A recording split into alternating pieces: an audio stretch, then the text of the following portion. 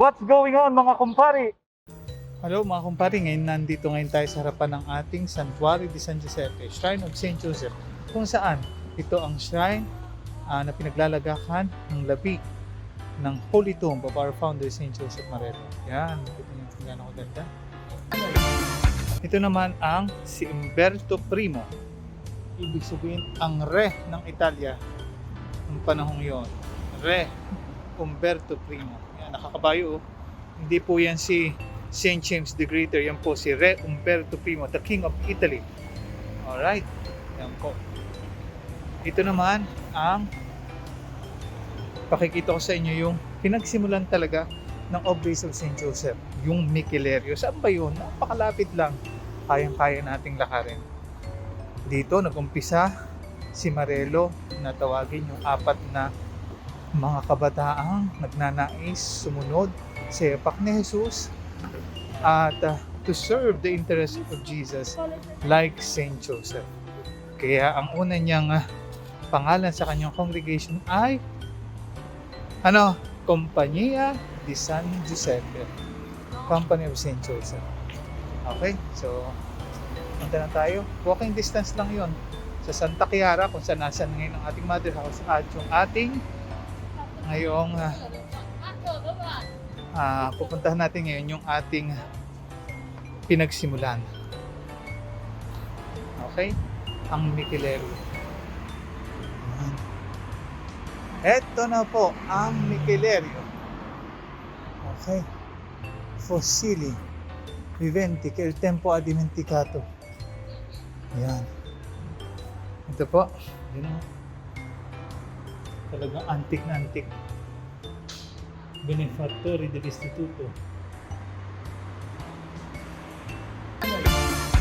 Nagpunta dito sa Mikilerio yung re ng Italia, si Umberto I, upang bigyang parangal ang Instituto Mikilerio, kung saan nandoon ang ating pinagsimulan yung isang room na apat natin mga first come first. At dito sa lugar na ito, diyan niya binuo ang ating kongregasyon upang hulmahin, hubugin ang mga kabataan, lalo't higit yung mga orphane na binisita ng re. Mismong re nagpunta dito, re ng Italia ng panahong iyon, noong 1926, upang bigyang pugay ang gawain ni Marelo ng pag-aampon sa mga kabataan upang hubugin non solo nella mente ma anche nel cuore, to educate their mind and their heart. Yan ang hinangaan ng King of Italy. So tayo na mga kumpare. Ito ang Mikilerio. Yan. Dito, saan kaya dito yung unang maganda na ito ngayon? Siguro pinintahan na. Pero hahanapin natin ang hall o yung ginawang pinaka tawag dito pinaka sibulan, ano ba yun? Pinagsibulan ng ating kongregasyon. Hahanapin natin ngayon kung saan naroon yung room na yon na napakaliit, humble beginning of the OSJ. Nandun ang kainan, nandun tulugan, nandun na lahat ng meetingan, lahat nandun na sa apat na sulok ng room na yon. Okay? Tingnan natin kung makikita pa natin. Let's go mga kumpare. Ito po ang Mikilerio. Yan. Pero dito sa Mikilerio ito, apat na sulok, nag-umpisa ang ating kongregasyon, ang Oblates of St. Joseph. Humble beginning ng ating kongregasyon. So ating ngayong titingnan kung makakapasok tayo at makikita natin yung masikip at maliit na room kung saan nagsimula ang binhi, ang pagsibol ng OSJ dito mismo sa Mikilerio. Yan. Okay mga kumpare. Tingnan natin na, magtatanong-tanong tayo. Kaya lang, baka second floor yun. Nasa first floor pa lang tayo. Kita naman nyo, ang tanda na ito. 1800s pa. Kita niyo may bote ng wine doon.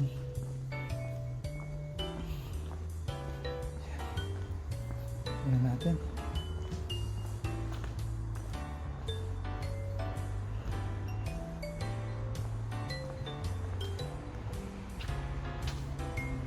Naging ito ay dahil wala nang orphanage, nilipat ni Marelo doon sa Santa Clara, doon sa ating mother house ngayon. Naging museum na ito ng paleontologico. Aha. Yan. Nandito ang mga isda, mga dinosaur. Ito dinosaur. Ito naman ninyo, nakakatakot dito. Ano, may dinosaur pa. Ito, naging museum na siya ng yan, Asti.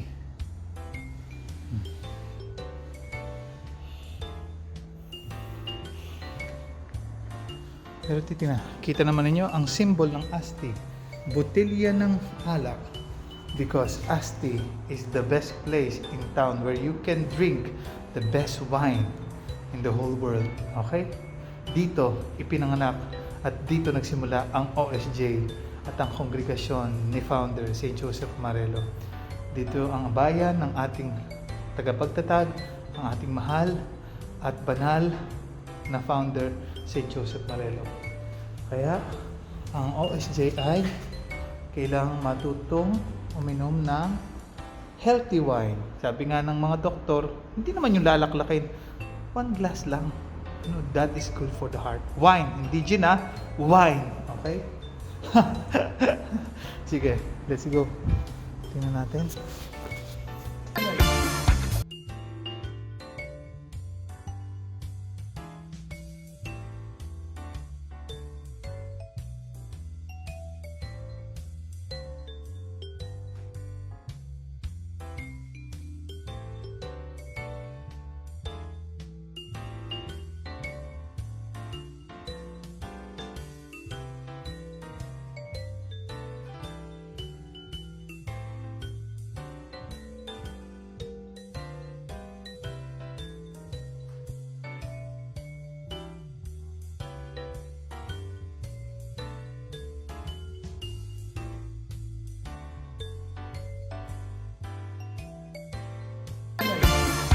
Kasi going on mga kumpare, alam niya sa pagganap natin ng room na dating pinagsimulan ng pagsibol ng OSJ kung saan ginada ni St. Joseph Marelo ang unang 4 na conference natin.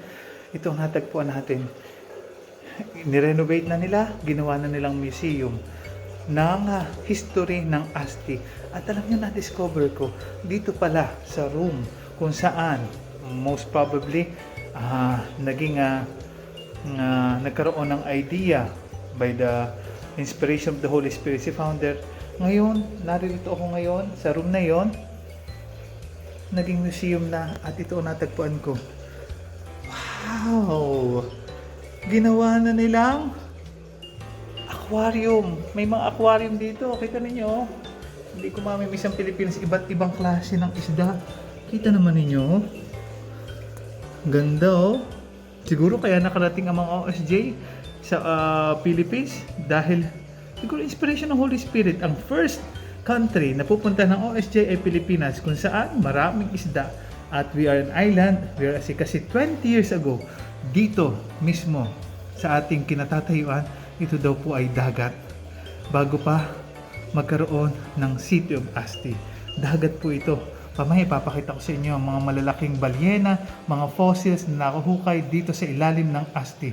At ginawa nila dito mismo sa lugar ng Michellerio na ibinili daw ng isang certain Clara Michellerio pagka napaka-religious. At dito, inumpisa ni St. Joseph Marelo rin ang pag-aalaga sa mga orphans during that time, kasama ang mga kabataan o mga first confer natin. Dito inalagaan niya.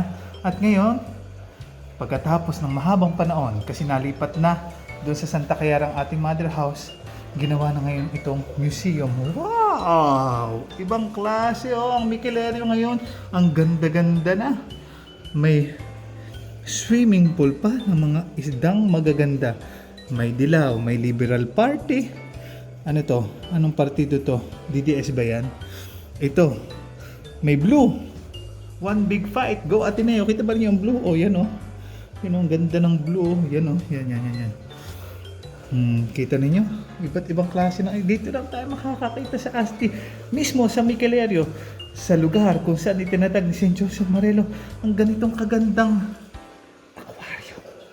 aquarium. Kita naman ninyo oh. Ibang klase. Itong Campero Politore. Pariclemenes Brevicarpalis. Tatagpuan pa itong species na ito sa atin. Sa Puerto Galera, Philippines. Lungget sa 1 cm.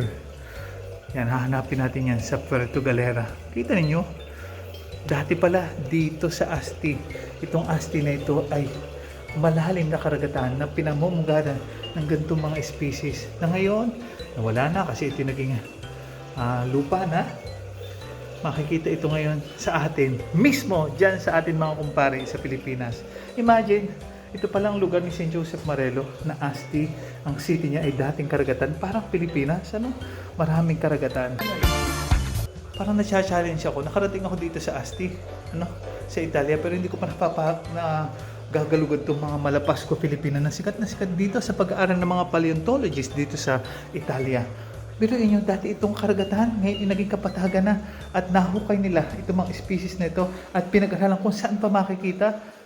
At walang iba, mga kumpare, sa ating bayang tinubuan sa Pilipinas. Bayang Magili. Yan, kaya we are proud to be a Filipino.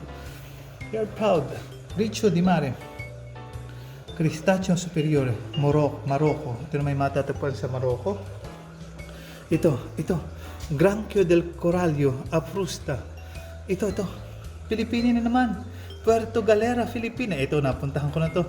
Lungget sa 0.8 centimeters. Wow! Yan daw pong space na yan. Matatagpuan lang sa Puerto Galera, Filipina.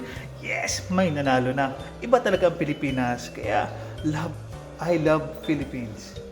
Okay, Pilipino tayo eh. Kahit tayo nagsasalita ng Italiano, second country natin to, sapagkat tayo president na rin dito, but ang puso natin nasa Pilipinas. Ito naman, Nuova di Pesce Pagliaccio, Amphiprium auxiliaris, Anilaw, Filipino rin, lungget sa 7 cm. Ibang klase. Taga-Alinaw naman. Hindi ko pa napupuntahin. Pupuntahan natin yan mga kumpare. Ito po yung pesce na yan. Yan ang species na yan. Ang lalaki ng mata oh. Kita ninyo. Ibang klase. Lahat daw pong ito dati naririto sa Asti kasi ito'y karagatan. Imagine nyo yun. Ngayon ko lang na-discover yun.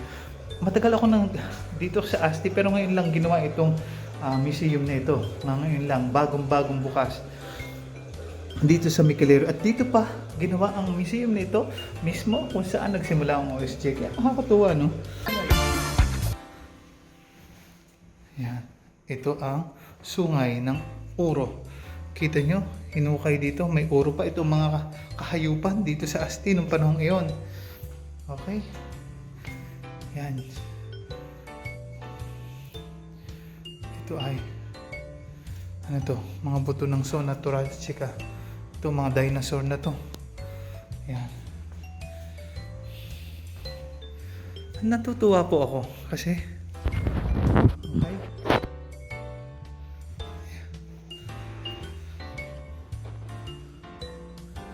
Okay mga kumpare, kita naman ninyo ito ang fossils at museum ng Asti.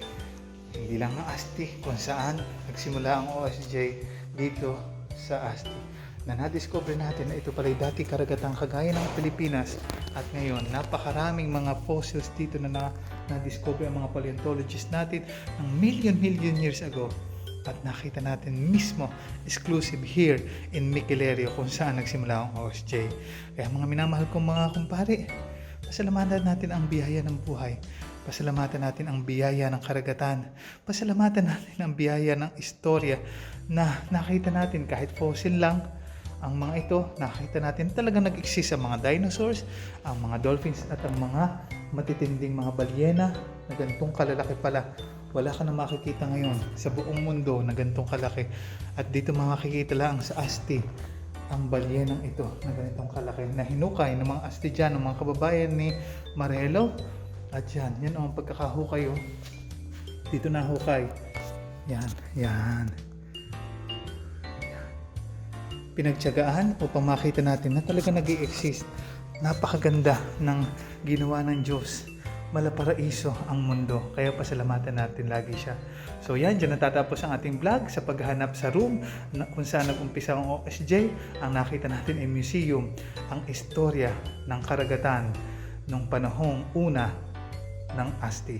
At ngayon ay naging isang napakaganda ng syudad kung saan nabuhay ang ating tagapagtatag ng St. Joseph Marelo at dito umusbong ang OSJ hanggang makarating dyan sa Pilipinas. Okay?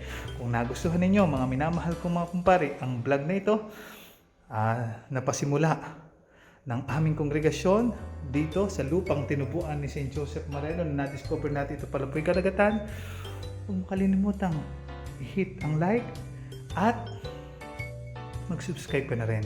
Hit also the notification bell and share. Mag-comment ka na rin sa baba. Okay? Always remember, stay happy, live humbly, and be holy. Keep safe and God bless. I love you with all my heart.